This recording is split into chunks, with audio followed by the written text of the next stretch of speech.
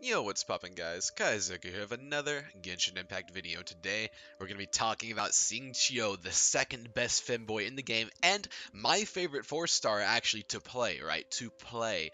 Not design-wise, Fischl takes the cake for that, but my favorite 4-star in a team is undoubtedly Xingqiu. He's absolutely fun to have as your team, and he's OP as crap, okay? So let's just start out with team composition. And the great thing about Xingqiu is he is extremely versatile. You could run him with so many different main carries. He works, in my opinion, the best with pyro carries such as Diluc or Klee because you get that vaporized combo which gives you extra damage, extra juicy damage. It also works great with electro carries like Kuching, right? You could get that supercharged. Xingqiu also works great with freeze comps, and people are also saying he's going to be great with Xiao, so we will see in the future. But essentially, he is very versatile, run him on pretty much any team you want to, and he's just going to give you extra big boy damage.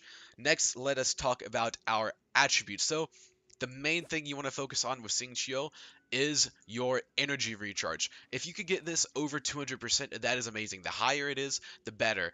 If you could get it close to 250, so you have it at 243, that is all the better. Anything basically above 200%, though, you're good to go. If it's above 200, you'll be fine, but anything else does not hurt at all. The higher constellations you get, the better as well. We'll talk about constellations in a bit.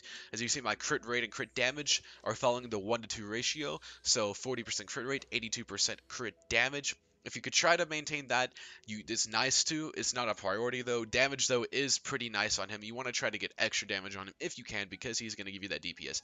And then for Hydro damage, 73%. Hydro damage is also very important on him because he is a Hydro sub DPS, so keep that in mind as well. So with that out of the way, let's talk about our weapons next. And the best weapon in the game, hands down for him, is Sacrificial Sword. No 5-star weapons can be better, no other 4-star weapons can be better. You want to run Sacrificial Sword. And now the reason for that, well, first off, you get energy recharge here, which is absolutely phenomenal on him. And then his ability, Composed. After damaging an opponent with an elemental skill, the skill has a 40% chance to end its own cooldown. It can only occur once every 30 seconds. This means you can be spamming his abilities. You're going to be spamming his E, which means you're going to get your ultimate up more often, which is going to give you better rotation, better uptime. That's his one weakness. Xingqiu's one weakness is his long cooldown.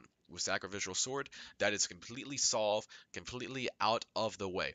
So if you can at all run this sword on him, do it, please. It is the best one. But if you don't have it, it's not the end of the world. Other great options, Favonius works as well as Festering Desire, the free-to-play weapon, the free weapon we got in Dragonspine. That works as well. So Festering Desire, Favonius, those are also good options. But Sacrificial, if you could run it, please run it. It is the best for him. Next up, let us talk about our artifacts here.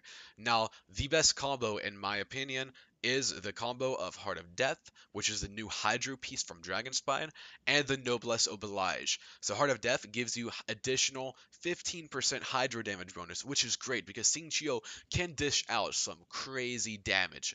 Absolutely crazy. So this 15% is going to help you out a lot. And then Noblesse Oblige is just a great all-around support set to wear on pretty much any support you can run him.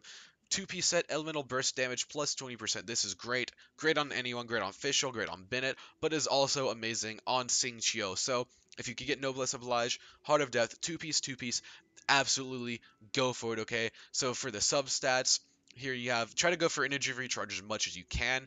HP is also nice on him. You see crit damage is also good to have. It does not hurt at all to get some extra crit damage, crit rate as well.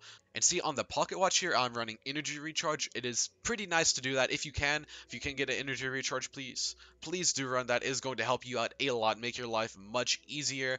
The goblet, try to run hydro damage bonus if you can as well. That is a great option to run.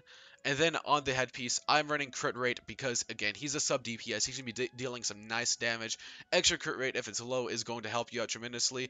Other options, you could run crit damage. You could run attack if you really wanted to. This isn't as important as the other two, but crit rate, crit damage, those are nice options to run on him. Now, let's talk about constellations. So, as you see, I'm at C0 and he works just fine. You don't need any constellations on it, to be honest. But if you can get C1 and C2, those are going to be godly for you. So, C1, this is amazing. This increases the maximum number of your rain swords by 1. Phenomenal to have. This is just going to help you out a lot. C2 is is just game changing, okay? Not, again, you don't have to have it. I'm running C0, but if you can get this is going to help you out so much. This decreases the Hydra resistance of opponents hit by your sword by 15%. This is phenomenal to have. Means you're just going to be doing a lot more damage. The next one of note is your C4. This is going to increase the damage dealt by your fatal range screen by 50%. That is insane. That is some insane scaling right there on this C4. So this is also very nice to have. And his C6 is also amazing. Activating 2 of his Rain Cutter Sword rain attacks greatly increases damage of the third. Xingqiu regenerates 3 energy when sword rain attacks hit opponents. This is also going to help out your energy tremendously. So C2, C4, C6, all great. If you get him C6, by all means, if you could afford to, run it. But if you can't, if you're like me, C0 works just fine, so don't worry about it too much, okay? You're not missing out on too much, but it's nice if you can afford to. Talents, highly, highly recommend you invest in his ultimate the most. Try to get your ultimate as high level as you can. Next up, focus on his range screen. Try to get it, level 4, level 5, level 6s are all good options. But the normal attack, don't have to worry about it too much. I just keep it at level 1. It's not very important. You're not going to be keeping it on the field too long. He's not going to be doing actual normal attacks. So, basically, ultimate, then your E, and normal attacks, you don't have to worry about it too much. Also, if you can ascend him, try to get his ascensions. They are very nice, as you see here. This one gives him a 20% Hydra damage bonus. It's crazy. Very nice. Basically, like your Constellation is great, okay? So try to get him ascended at least to level 60, okay? At least. So I got him up to level 70. It's nice to have, but try to get him to level 60 out of 70 if you can. I got him to level 70 out of 80.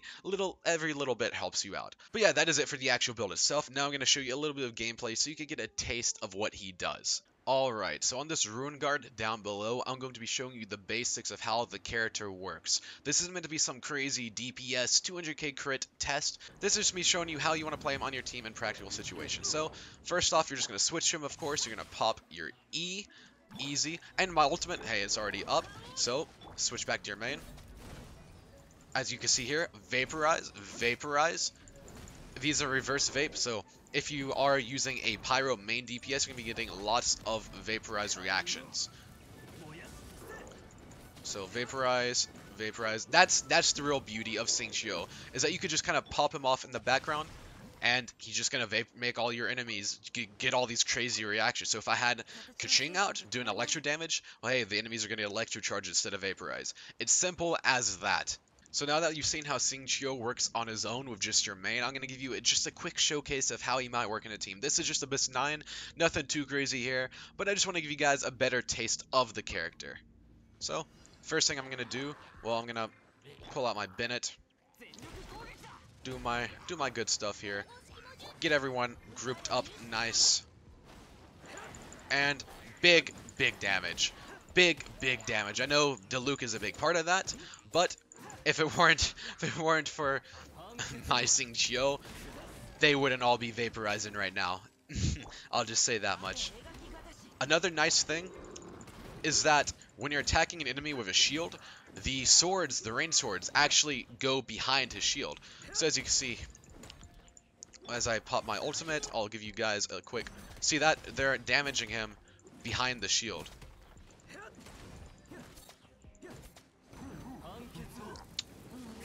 And pop him off real quick. Easy peasy, lemon squeezy. Again, nothing too crazy here. This is just... I mean, this is just how you how you want to use them, basically. Pop off these boys.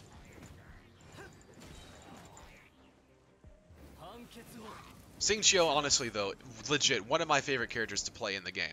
Like when I first got him, I thought he was kind of lame, and now, oh boy, was I wrong. Okay, boy, was I wrong about my boy Xingqiu. He is a giga chat. Not gonna lie, he's crazy.